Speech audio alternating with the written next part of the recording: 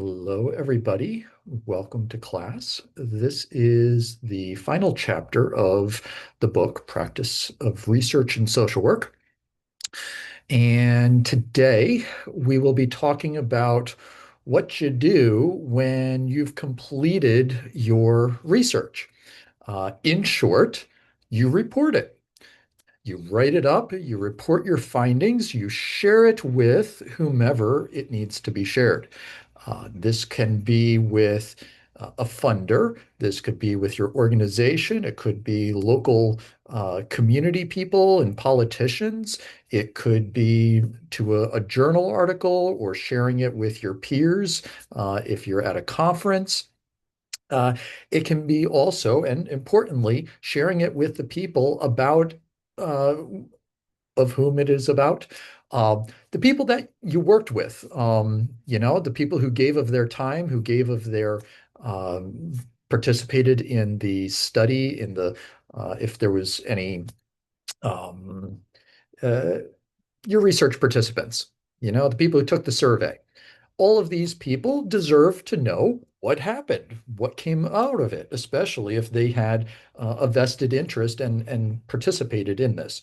So that is what all is wrapped up in reporting research. Let's dive in. So we'll talk about the research proposal.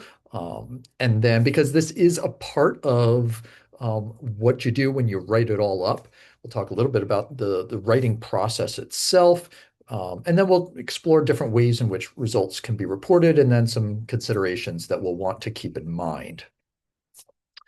So when you have your research proposal, this is generally will include a statement of the problem. You'll provide some literature review of what we know about so far. Then there's a plan that we're going to follow, our methods of what we're going to do and how we're going to do it, why it's important, why the certain measures are going to be used, so forth. Will indicate that we are going to be getting, ethical reviews for it. Will indicate, perhaps some limitations, what we're going to do and what we won't be able to do, and importantly, identify your budget. And so with all of that, so that's your proposal of, going into the research. And then a lot of this is going to be used then subsequently for the reporting, especially the literature review and the methods components. You'd say, all right, well, this is what we know. That translates very easily into your background knowledge. The methods are going to be the methods, and it's just simply going to be updated to reflect what actually transpired, as opposed to what you intended to have transpire. These types of things. Now, definitely there's going to be, certain things that all proposals should have. You always want to make sure that whomever you are pitching for funding for this proposal, they are going to have very specific ways in which they want you to identify certain aspects about your project. So whether it's a big federal institution or if it's a private foundation or somebody else, make sure that whoever it is you're pitching, you are creating the proposal designed for their specifications.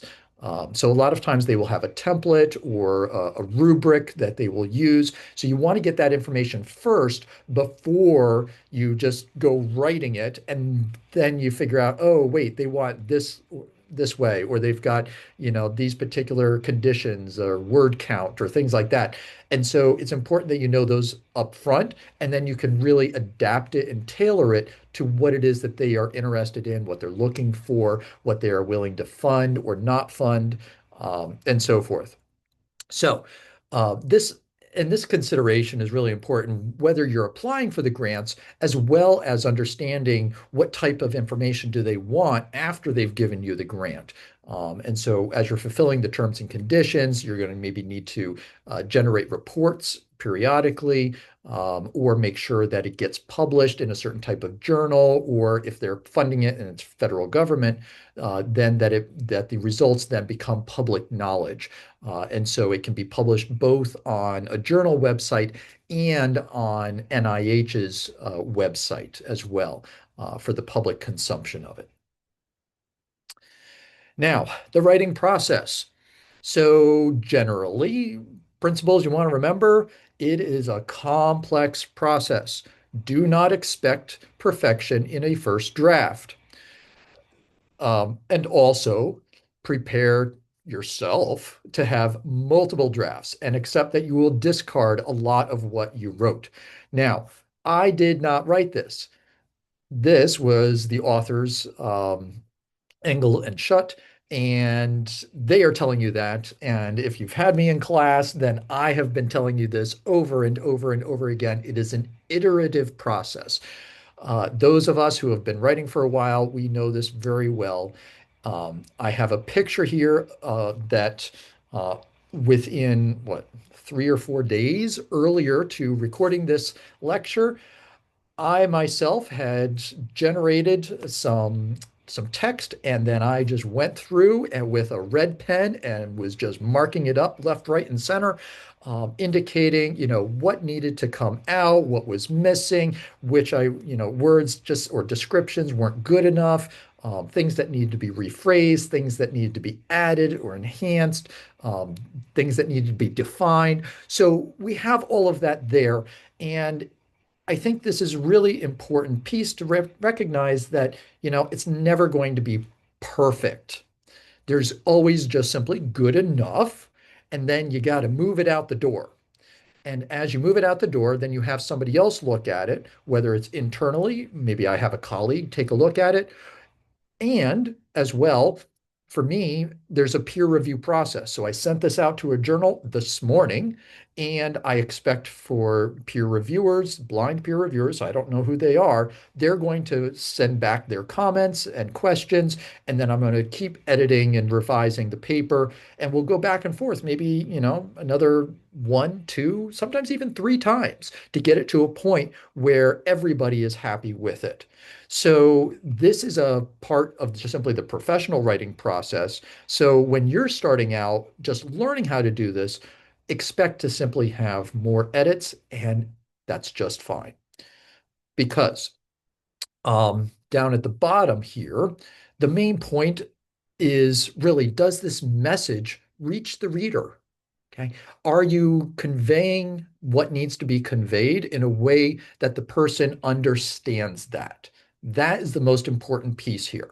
It's got nothing to do with your self-worth, nothing to do with how you think you are as a writer, nor does like, okay, well, that person just doesn't understand me. What's wrong with them? No, no, no, no, no. You got to take yourself and your ego out of the process.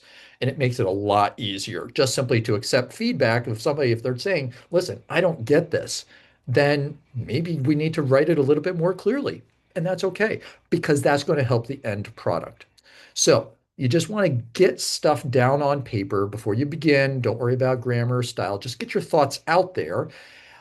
And then you want to have, and I underscored here, honest reactions from people that you trust. Now, people will be like, oh, this is great. Okay, that's not helpful to me. I want to know what's not great about this. I want to know what are the pieces that don't make sense.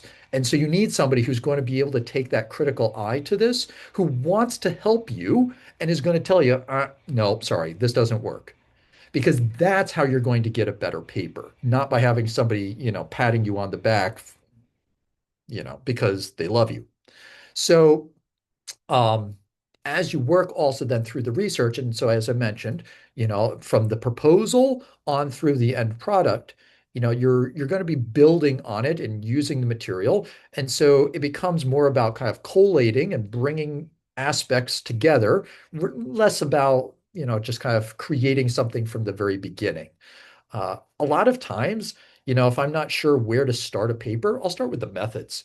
I find that's easiest. It's very formulaic. And just like start writing stuff. So I'll write my methods, and then perhaps I'll start drafting up some of the results, and then maybe I'll go back to the literature review to really kind of make sure that I'm addressing all of the components. And then once I'm done with the literature review and I've written all of that up, then I'll go to the discussion that then reflects, kind of an interaction with the literature review. What did I find? Did it corroborate, or was it different?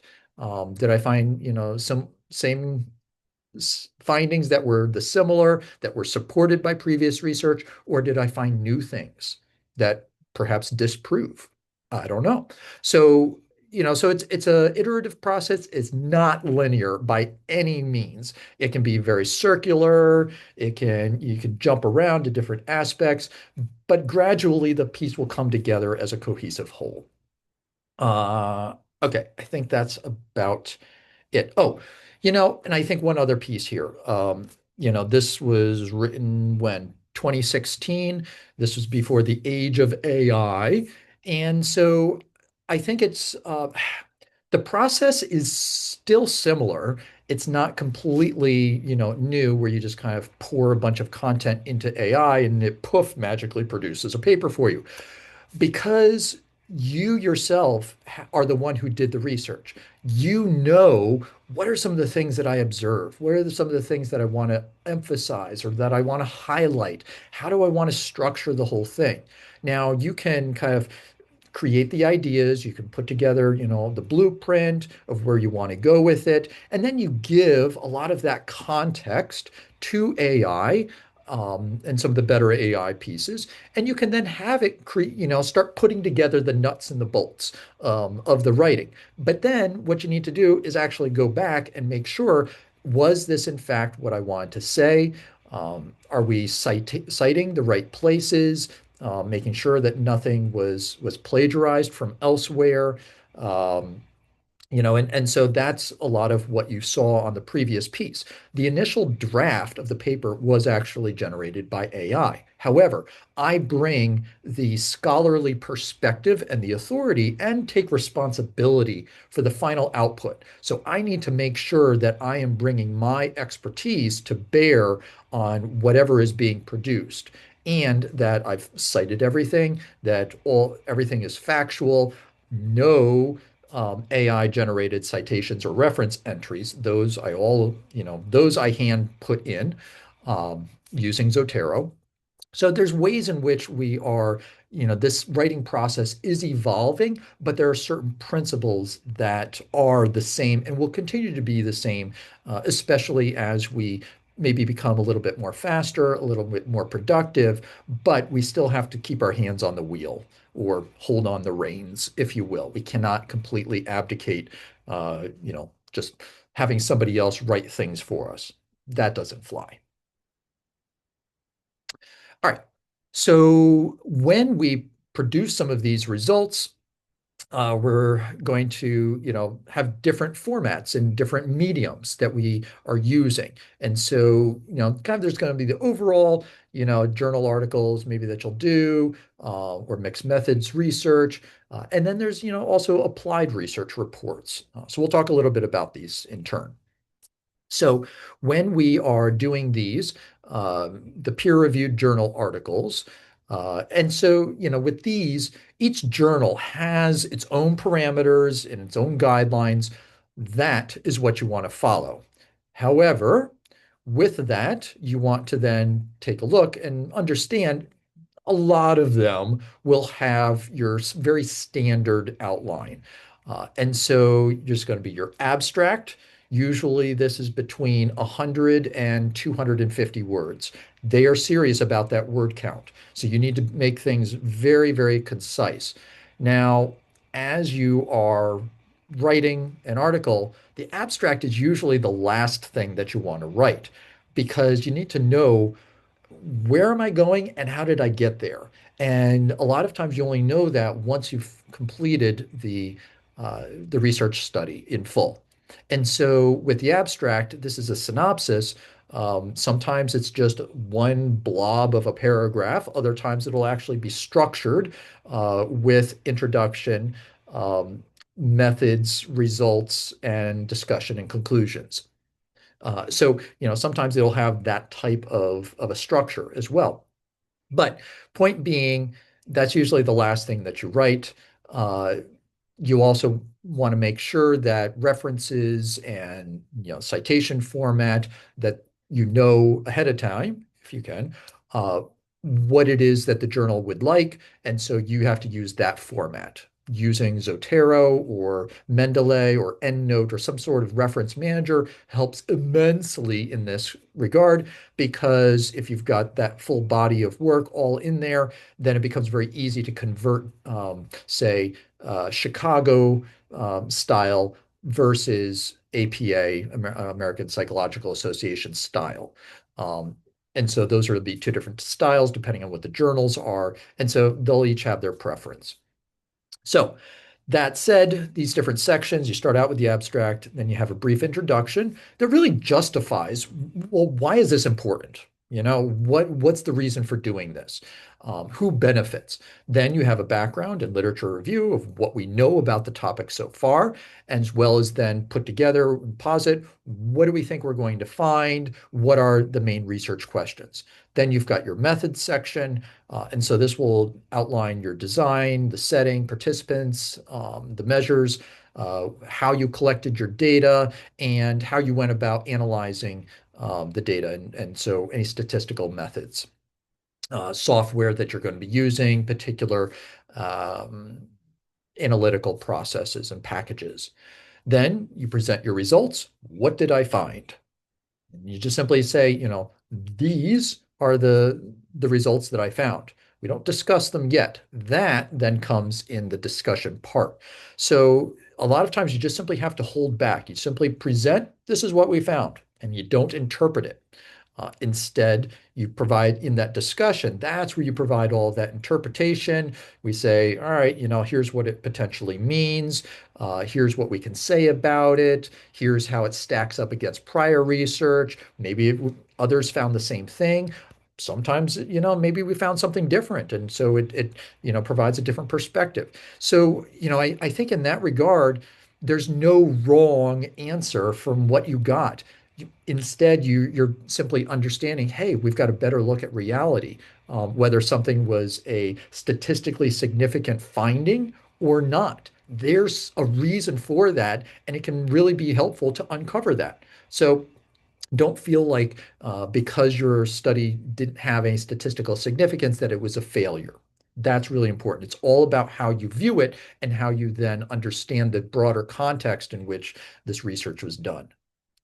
Uh, Especially, part of the discussion, that's where you'll put your limitations and the conclusion. We'll talk more about the limitations, but then after the references, sometimes you'll have your optional figures and tables and appendices. So those will usually come after the references as well.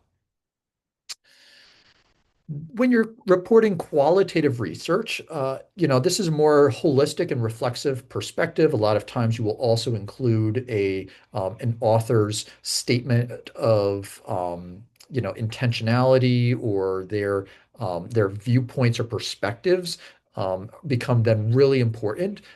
So that way they, say, hey, listen, here's who I am as a person. Here are some of my experiences.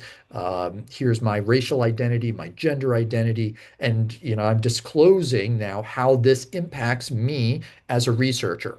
That's a very big, important feature of qualitative research.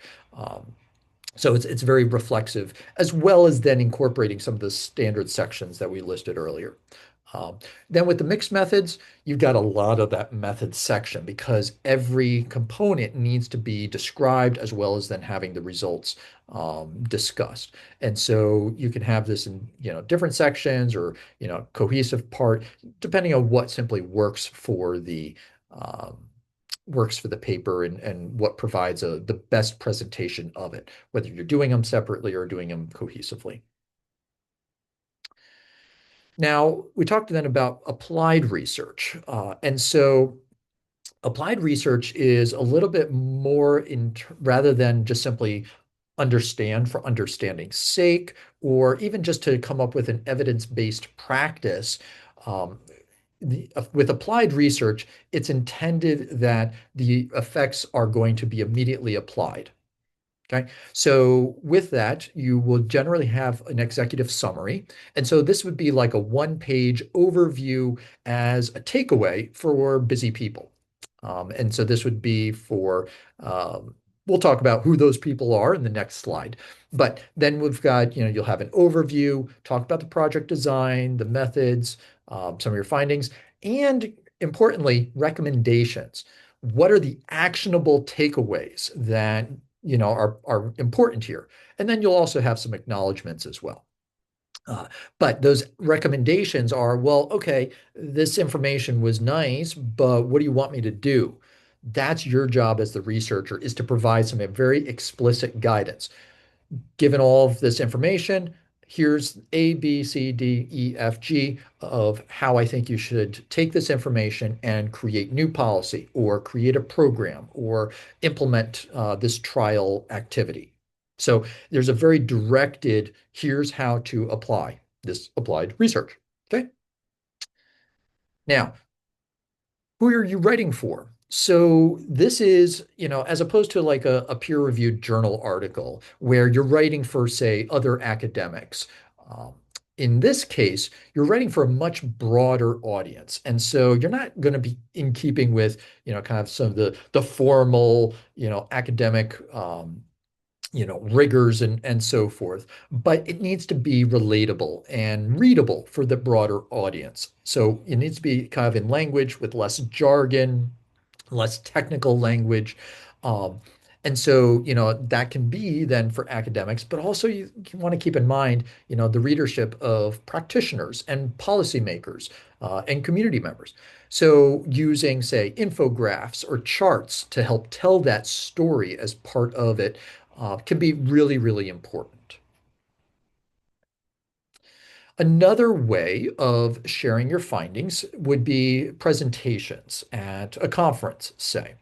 And so there's different ways to do those, but the one, especially for students, a lot of times that they will do are poster presentations. So these are typically, you have over the course of a time span, maybe about 90 minutes, you would stand in front of either the physical poster itself or a large screen monitor, and there would be a bunch of other people who would also be uh, having these same posters or monitors. And the public then just kind of does a gallery walk, if you will. And so, if they see something that they, think is, hey, that's an interesting topic, tell me more. And so it really becomes a fun, dynamic, interactive opportunity to talk with somebody about your project. And so, you'll write up this poster. You'll be able to walk them through it, and so it's where you've got these different sections of the poster that moves from left to right, from introduction to your methods to your findings, and then to the conclusions. And so what's important though is that this is a outlined version of a research report. You can't put everything in. A lot of times, I mean, some of these posters get pretty big and the font gets really small, um, but you can't put everything in it. So that's where a lot of that discussion and just being able to talk off the cuff to, provide a little bit deeper insights if the person is interested. Um, so with this format, as I mentioned, it's typically one sheet, but with the electronic formats that are on a large screen TV or monitor, a lot of times now they will allow you to have 3 to 5 pages or sheets. And so there it's kind of a less is more. So you can have less information cluttering one page, and you'll have like one page be the introduction, the next be your methods, the next be your findings, and then the next be your conclusions, something like that.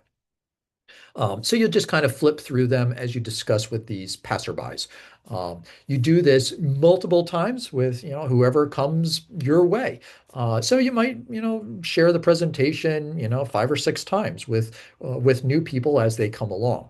This is by comparison a full research article presentation where it'll be much more formal. You'll have an audience. It'll be longer, generally be about like 15 to 20 minutes, and then you're done. And that's it. So you only do it once. And then this is actually then coupled with maybe 2 or 3 other presenters who are, have a similar topic. And so you've all been grouped together. Or maybe you've got together with some other folks and said, hey, let's put together a symposium. I'll present on this, you present on that, and these will be complementary. And a lot of times, actually, that's a good way of getting your proposals accepted because they don't have to pair you with anyone. You've already done the natural pairing. So here is an example of a poster that I did for the Financial Therapy Association. I was a PhD student at the time. This was based on my comprehensive exam and or comprehensive review of literature for this particular topic. And so I looked at the effectiveness of financial therapy as an intervention on financial and behavioral health, a modified systematic review. So with that, we have the background on the left-hand side. We've got the objectives, my criteria for finding different articles, and then something that's very common is this Prisma flow diagram. And so you can look at how many articles I've initially found, and then how many I had to discard, and how many, met certain criteria, and then thereby how many I actually used for this systematic review. So just a word here, the data were other articles. So I didn't go out and get the raw data from individuals. Rather, I looked at lots of different articles about this topic to see, well, what is being said here about the field as a whole. And so then, I got my research. I was able to calculate certain effects on financial well-being and on behavioral health. And so I have then some discussion, a little bit of graphs here, talking about my limitations, and then provide some conclusions and then maybe some key references. So, and then you've got your name and contact information if anybody wants to follow up with you. So this was a single, everything is fits on one single slide. As I mentioned, others that'll be less cluttered or less, tiny will fit on other, you can have them fit on 3 to 5 other slides. Then you've got for evidence-based practice, a lot of this relies on people learning about the evidence. And so whether they access a peer-reviewed publication or they learn about it through other ways that you've disseminated the findings, um, one of the things is when you've got this peer review process, it can take a long time. And sometimes it takes, I mean, at worst, they say it can take upwards of 7 years for the findings to actually come out from the time that you initiated the study to when people learn about it, about the results. So that is a really, really long time. And so things that are happening that are speeding up that process are not waiting until an actual journal issue, because a lot of times they only come out quarterly, but direct to web. So they're released immediately online. And then they will also then be published in the physical paper copy of the journal. There's open access now. So rather than keeping them behind a paywall, scholars or funders have to pay, and they'll pay the journal or the publishing company to make it freely available to others. Then there are preprints. So this will be examples of stuff that you've written before it's been accepted. So they recognize it hasn't been gone through the peer review process, but this can get some of those initial findings out there. And then, there's just simply a monitoring and, of how long does it take from the time that we start that peer review. Are reviews then, conducted within a week or two, or is it you have 3 months? And so basically, the longer amount of time that a reviewer has to sit on it, the more longer it takes then for ultimately to get reviewed and reviewed again and revised again, and then ultimately then published. So journals are trying to expedite the process. But one of the things that you can also do is put derivative works. So these would be like blog posts or writing newspaper articles or having a report on an organizational website or like a white paper. So these are things that where you can share some of these findings as well with the general audience, and it doesn't have to get held up by the peer review process. But these would also be written in a language that is more for the popular content rather than the academic rigorous standards. All right. So one of the things then, as we write and are thinking about diversity and other people, we need to really be cognizant of, how do we uh, protect people and honor people at every stage of the process, from how we conceptualize, say, as you've heard me say, race versus racism, and that certain effects are due to racism, not due to race, when you're measuring a person's racial category. Uh, and so, how so that's a conceptualized piece, but then even how you carry it out, how you treat people, how you protect their identities, how you evaluate other research. Was this done ethically? Was it done appropriately? And then as we write, using different axes of diversity and thinking about how do we use language? How do we call people? Um, Mind your gendered language, and rather than defaulting to his, just simply default to their, the default, a gendered they, or say a person or one would do such and such. So you can use a more gender neutral language. Strive to use preferred identities rather than saying alcoholics. You can say people with alcohol use disorder and those who did not have it, as opposed to the normal people. So we want to be very aware of the type of language that we're perpetuating and using. So use that person first language as well. This is important. And the journal may actually require you to use that type of language. So now, other ethical considerations, you got to be transparent about what worked, what didn't work, but what you did. Sometimes things go awry. Maybe you didn't collect as much data as you had hoped. Maybe it took longer than you anticipated. You know, Researchers recognize that stuff happens despite your best intentions. So lean into the section of the limitations and just simply say, hey, you know what? We would have liked to have gotten more people. Maybe we could have tried it this way. Maybe we could have used this approach. But given considerations of time and money, we didn't have unlimited money. We couldn't ask all the questions that we would have liked. So, or because we didn't have enough people in one particular category, we had to collapse them into other rather than being able to more fully honor their identities and find, the very specific ways in which a certain intervention worked for them or did not work for them. So, it's important to voice those. So don't be afraid of the limitations. Don't feel like, oh, if I'm, writing anything about my limitations of my study, it means it's a bad study. No, it means that you're realistically looking at it and assessing it. So it's not really something to be afraid of, and in fact, it's something where it can it can serve as a backstop, so that way you're not floating, but you're telling the truth here. You want to maintain a full record of the research, and be careful about how you use certain graphs and statistics to be aware of your biases and using them to find certain results or to display results in a skewed manner. Financial interest transparency. This is a really big piece. If you're being sponsored by Big Sugar to find that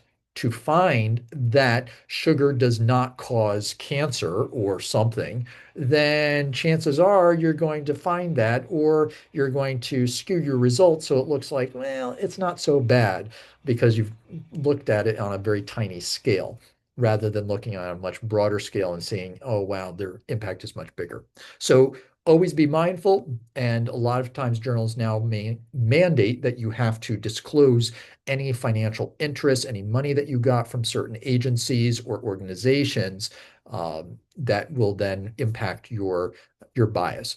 You can still write the paper, but you got to disclose that, and you've got to, be ethical. Other So this then, as I mentioned, this goes to then the sponsors of the research, but then also, thank people. Perhaps people helped to review the paper, but they didn't actually write anything and didn't contribute on anything. Or maybe they said, you know what, I helped out with this iteration of the paper, but go ahead, submit it someplace else because it got rejected. You don't need to put me on it.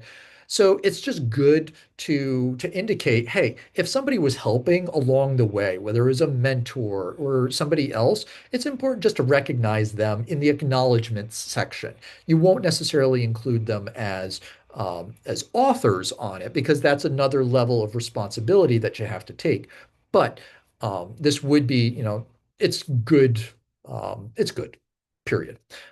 So, and at the same time, you want to discuss, who's going to be, an author, who's going, and at which level, because the order of the authors does make a difference. Who's initiating the project? Who's just been brought on? Who needs what, and how are they going to contribute to it? So a lot of times, if you've got these multiple contributors, you're going to actually delineate and indicate how or and who uh, contributed to the given paper in different ways. So this is actually copied from another paper that I had written. The conceptualization was done by three people. The writing, in terms of the original draft preparation, was done by one, two, three, four, five people. People who reviewed and edited, so did a revised version of the editing. That was only four people. And then, making sure that everybody agrees that, yes, I'm willing to sign on to this manuscript and have my, professional um, responsibilities hang on this. So you need to discuss, who's going to be a co-author, how are they going to be ranked, balance out, who did what. For the person who wrote the most and contributed the most, they should then get the slot as first author. People who are a second author or a third author, they generally will contribute less, but a lot of times they don't need to have that publication. Whereas I need tenure, maybe I'm working with people who already have tenure. And so, they might look, go a little bit further down the line in terms of what they contribute. So that's okay. Now, as we write up our findings, you want to focus on important issues, things that are going to be of import to others. Maybe these are, big things that are happening in the media, and sometimes you might have findings from a report that bear, very specific relevance to what's happening today. So, it's important to have good, thoughtful arguments, provide it in clear language, write in a tone and at a level uh, for the particular audience. So, writing a journal article is a very different writing style than writing for CNN or USA Today. The reading level of the audience is vastly different. So you need to figure out, how do I say the same things, or what things do I say, and but saying it in a language that then becomes that the reader is then able to access and grasp and understand. So you want to have the big picture, you make some arguments, keep it all organized, and present it so that people can see, oh, okay, I see how this logically flows.